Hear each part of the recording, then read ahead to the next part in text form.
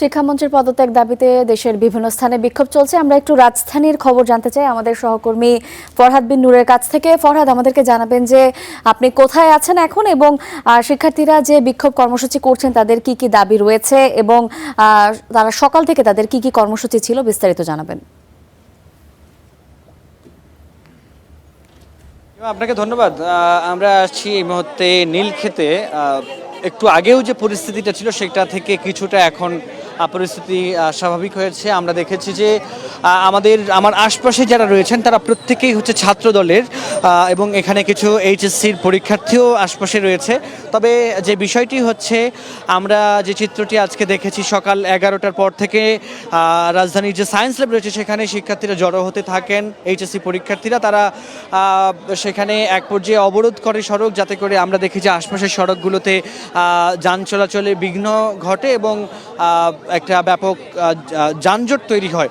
এরপরে আমরা দেখি যে তারা প্রায় 45 মিনিট 40 মিনিট পরে তারা সেই সড়ক ছেড়ে দিয়ে একটি মিছিল নিয়ে তারা ঢাকা কলেজের সামনে হয়ে নীলক্ষেত হয়ে তারা ঢাকা বিশ্ববিদ্যালয়ে প্রবেশের চেষ্টা করে এবং ঢাকা বিশ্ববিদ্যালয়ে প্রবেশের পর আমরা দেখি যে সেখানে যে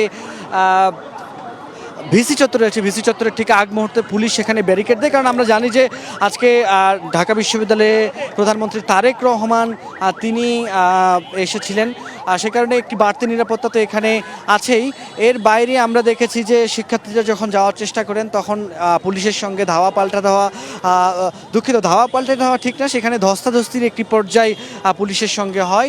এবং আমরা যে চিত্রটি এরপরে আমরা যেটি দেখেছি যে এখানে ছাত্রদলের নেতাকর্মীরা ঢাকা বিশ্ববিদ্যালয় সহ আশপাশের বিভিন্ন ক্যাম্পাসের যারা ছাত্র সংগঠনের ছাত্রদলের যারা রয়েছেন তারা এখানে আসে এবং তারা আন্দোলনরত এইচএসসি শিক্ষার্থীদের সঙ্গে কথা বলেন এবং তাদেরকে প্রস্তাব দেওয়া হয় যে 5 সদস্যের একটি কমিটি দেওয়া হোক আন্দোলনরত শিক্ষার্থীদের মধ্য থেকে, এবং ছাত্রদল তাদেরকে নিয়ে প্রশাসনের সঙ্গে তাদের দাবি দেওয়াগুলো বাস্তবায়নের জন্যে তারা কথা বলবে। এরপর কিছুক্ষণ পরে শিক্ষার্থীরা সেই ছাত্রদলের সেই প্রস্তাবে রাজি হতে আমরা দেখি এবং এরপরে যারা আন্দোলনরত শিক্ষার্থীরা রয়েছে তারা এরপরে আমরা দেখি যে ঢাকা বিশ্ববিদ্যালয়ে যে মুক্তি ও গণতন্ত্র তোরণ যে রয়েছে সেটি দিয়ে আন্দোলনকারী শিক্ষার্থীরা কিন্তু চলে যায়। আমরা দেখেছি যে এই আন্দোলনে এখানে ছাত্রদলের যিনি সেক্রেটারি নাসিরউদ্দিন নাসির তিনি এখানে প্রত্যক্ষভাবে তিনি এটি করেছেন এবং আমরা একটু অপেক্ষা করব যে এখানে সরকারের পক্ষ থেকে এখন পর্যন্ত কি নির্দেশনা আসে। আমরা দেখছি যে নাসিরউদ্দিন নাসির কথা বলছেন, একটু তার কথা শোনার চেষ্টা করব। ধরেন যে গ্রাউন্ডে আন্দোলনটি হচ্ছে, যেহেতু এবার অতিবৃষ্টি হয়েছে, এখানে প্রাকৃতিক একটা দুর্যোগ তৈরি হয়েছে, সেজন্য সরকার কিন্তু চট্টগ্রাম বোর্ডে পরীক্ষা এমনিতেই স্থগিত করেছে। এর বাইরে দেশের বিভিন্ন প্রান্তেও কিন্তু স্বাভাবিকের থেকে বেশি বৃষ্টিপাত হচ্ছে। সেজন্য তারা যে দাবি করেছে যে সাময়িক সময়ের জন্য পরীক্ষা স্থগিতকরণ, এর বিষয়ে বাংলাদেশ জাতীয়তাবাদী ছাত্রদল নিজেই গতকাল বিবৃতি দিয়েছে। আপনারা খেয়াল করে দেখবেন যে অতীতে আওয়ামী লীগ সরকার হিসাবে যদি কোনো সিদ্ধান্ত নিত, ছাত্রলীগ কিন্তু সেই সিদ্ধান্তের পক্ষে থাকতো। কিন্তু আমরা দেখেন গণ অভ্যুত্থান যে পরিবর্তনের রাজনীতি করেছে, সেজন্য আমরা কিন্তু সরকারের সিদ্ধান্তের বিরুদ্ধে গিয়ে আমরা বলেছি সরকারকে সিদ্ধান্ত পুনর্বিবেচনা করার জন্য আমরা গতকালই বলেছি। এবং আমরা আজকেও শুনতে পেয়েছি যে সরকার যেহেতু পরীক্ষার এগুলো খুব গুরুত্বপূর্ণ সিদ্ধান্ত, সরকার বিভিন্ন স্টেক হোল্ডারদের সাথে আলাপ করে, বিভিন্ন শিক্ষা বোর্ডের চেয়ারম্যান, বিভাগীয় কমিশনার, ডিসি, তারপরে আমাদের ইউনো সাহেবদের সাথে আলাপ আলোচনা করে তারা সিদ্ধান্ত নিয়ে থাকে। তো সেটি তো চলমান আছে, সিদ্ধান্ত প্রক্রিয়া চলমান আছে।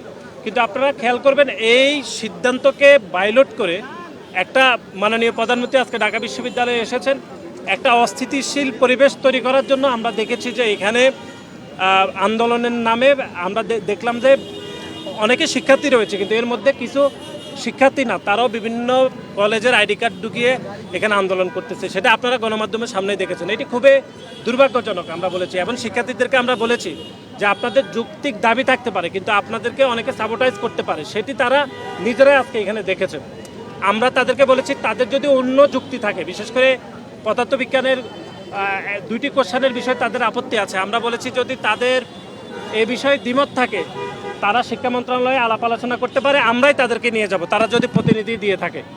এর বাইরে তারা যে বিষয়ে আলাপ আলোচনা করুক আমরা তাদেরকে নিয়ে যাব। রাস্তা বন্ধ করা এটি তো কোনো সমাধান হতে পারে, যেহেতু আলাপ আলোচনার বিষয়টি একদমই ইতিবাচক এবং এটি হতে পারে সরকারও চাইতেছে, আমরাও চাইতেছি। সুতরাং আমি মনে করি যে রাস্তা বন্ধ করার এই যে প্রক্রিয়া, তাদের যে ইচ্ছা পোষণ, এটি আসলে তৃতীয় পক্ষ তাদের মাথায় ঢুকে দিয়েছে। সেটা আপনারা গণমাধ্যমের কর্মীরাও দেখেছেন যে কিভাবে শিক্ষার্থীদের মধ্যে অন্য লোকজন শিক্ষার্থীদের আইডি কার্ড দিয়ে আন্দোলন করার অপতৎপরতা দেখিয়েছে। আমি মনে করি তাদেরকে আমরা বলেছি যে আপনারা সতর্ক থাকুন, আমরাও সতর্ক রয়েছি এবং তাদের যৌক্তিক দাবি আমরা সরকারের কাছে পৌঁছে দিব, চাইলে তারাও যাইতে পারে, আমরা সে কথাই বলেছি। ধন্যবাদ।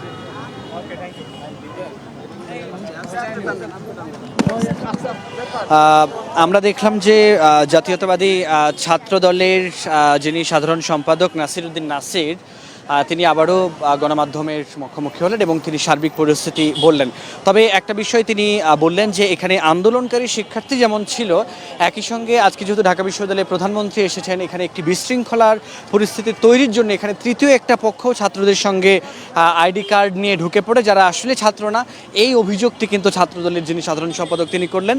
তবে তিনি প্রত্যাশা করলেন যে সরকারের পক্ষ থেকে দ্রুতই একটি শিক্ষার্থী বান্ধব সিদ্ধান্ত আসতে যাচ্ছে। তো এই ছিল আমার কাছে ঢাকা বিশ্ববিদ্যালয় থেকে সবশেষ তথ্য। ইমা। ফরহাদ, আপনাকে ধন্যবাদ।